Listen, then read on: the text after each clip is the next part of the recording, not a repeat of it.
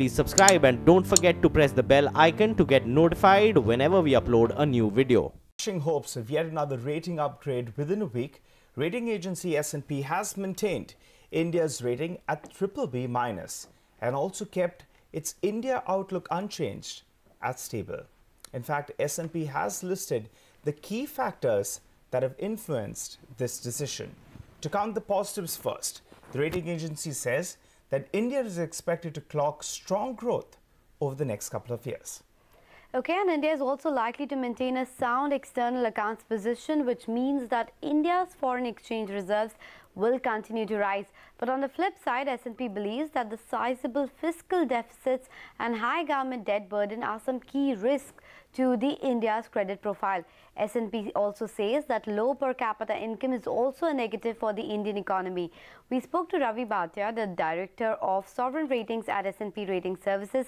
Let's listen into what he had to say. The growth story is good, but we've seen a bit of wobbles at the moment with a couple of quarters of slower growth. The reform momentum has actually been good. I mean, there's been a whole host of reforms pushed through. But again, there have been some sort of teething problems on the reforms as well. India has a number of strengths. I mean, as we mentioned in the report, the external story is really looking quite strong these days. Current account deficits are low. That's partially helped by the recent years of lower oil prices. And also the reserve story is really good with over 6 months of import cover. We look across the board at various factors: institutional, economic, GDP per capita, monetary, fiscal and external. And India has definitely got some strengths. External is very strong. Fiscal is weak. So it's a combination of factors, and our criteria are comparative across all countries. So we use the same framework for all countries, really. We look at deficits, fiscal deficits on a consolidated basis. That is adding the, or what we call general government basis, which is adding the states and the center together. And still, when we combine the two, the deficits are high. India issues most of its debt domestically, so there isn't really an exchange rate risk there.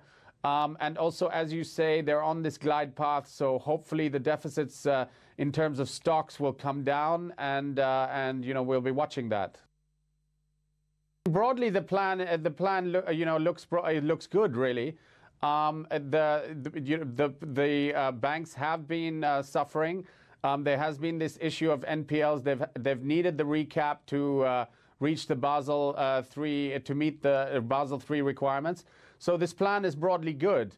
And also lending has been weak, so hopefully this should help that.